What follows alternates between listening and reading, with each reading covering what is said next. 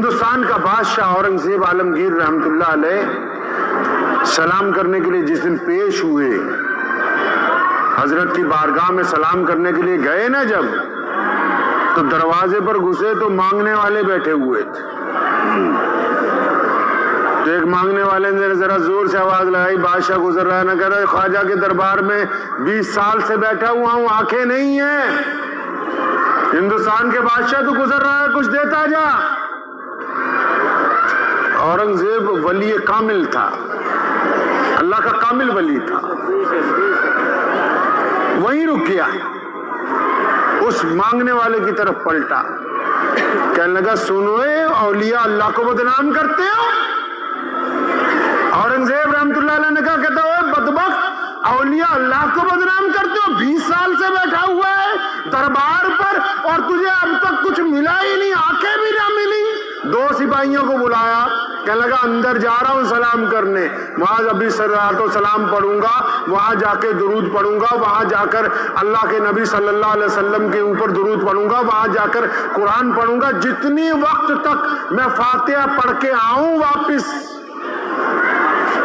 جب تک میں فاتحہ پڑھ کے واپس آؤں، اگر اس کی آنکھیں نہ آ گئی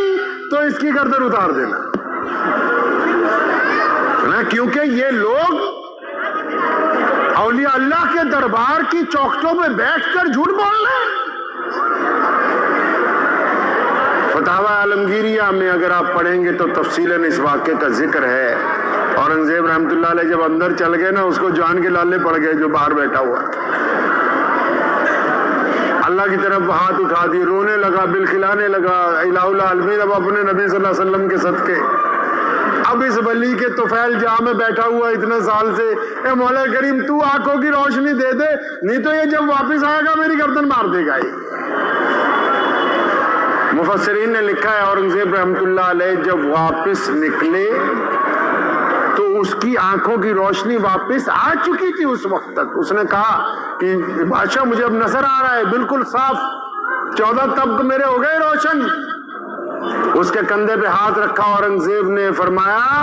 مانگنے والوں کی نیتوں میں کھوٹ ہوتا ہے، تم اپنی نیتوں کو درست نہیں کرتے اور بعد میں جا کے کہتے ہو کہ فلاں جگہ گئے تھے میری بات نہیں بنی۔ نالائق کو اپنی نیتوں کو درست کرو گے تو اللہ اور اس کے رسول کی رضا تمہیں حاصل ہے۔ میں کئی بار میں نے ان کو بھی کہا، ہمارے بھائی جو ہیں ہارون رشید صاحب جو یہاں خلیفہ ہیں، میں کہا کبھی اطمینان سے سوچو نا کہ یہ اللہ کا ولی جو اندر آرام کر رہا ہے